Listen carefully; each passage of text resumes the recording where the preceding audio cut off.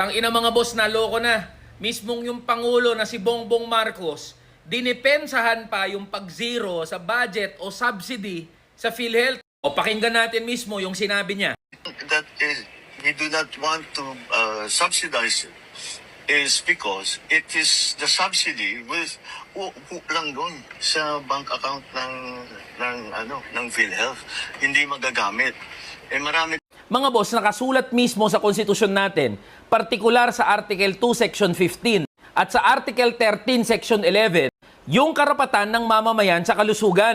Ang nakasulat nga doon, the state shall adopt an integrated and comprehensive approach to health development, and it shall prioritize the needs of underprivileged, sick, elderly, women, and children. Kaya nga nagkaroon mismo ng Universal Healthcare Act Kasi sabi ng konstitusyon, karapatan ng mamamayan ang kalusugan. Di simpleng tanong, Mr. President, lahat ba ng mamamayan, lalong-lalo na yung mahihirap at yung mga senior citizen, covered na ba sila ng PhilHealth? Sabi ng batas, dapat covered sila Keso nagbabayad sila ng premium o hindi. Alam mo ba, Mr. President, kung anong sitwasyon sa mga public hospitals? Nakabisita ka na ba kahit minsan sa public health hospital? Nakita mo na ba gaano karaming pasyente ang nakapila dyan? Alam mo ba kung anong impyerno pinagdadaanan ng mga manggagawa ng mga pasyente para lang makakuha o maka-access sa PhilHealth services?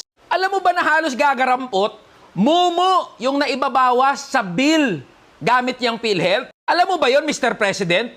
Sure ako hindi mo alam yan, kaya yan mga pinagsasabi mo. Tapos ang ginawa ng Senado at Kongreso, siniro yung budget o yung subsidy sa PhilHealth. Tapos ikaw bilang Pangulo, kinunsinti mo pa.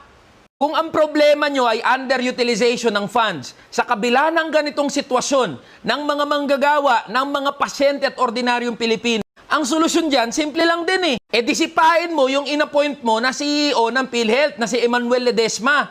Isama mo na yung buong board ng PhilHealth. Tapos anong sabi mo, Mr. President? May pagkakagastusan na ibang mahalagang bagay. Anong mahalagang bagay, Mr. President? Binawasan nyo yung budget sa edukasyon, sa CHED, sa DepEd, sa free college tuition. Tapos binawasan nyo yung budget ng iba pang mga ahensya ng gobyerno. Tapos anong mababalitaan namin, ha, Mr. President? Akap ng pinsan mong si Martin Romualdez, nakakuha ng 26 billion pesos? Sa tingin mo, Mr. President, anong mensahe ang pinaparating mo sa amin na ordinaryong Pilipino? Naming mga manggagawa at PhilHealth members, na mas mahalaga yung akap, yung ayuda ng mga politiko, kaysa kalusugan ng mamamayang Pilipino? Ganun ba, Mr. President? Gago ka pala talagang presidente ka Mga boss, huwag tayong pumayag dito sa sinabi ni Bongbong Marcos, tsaka ng mga senador at congressman. Labanan natin to, kalampagin natin silang lahat. Buhay at kalusugan nating mamamayang Pilipino ang nakataya dito.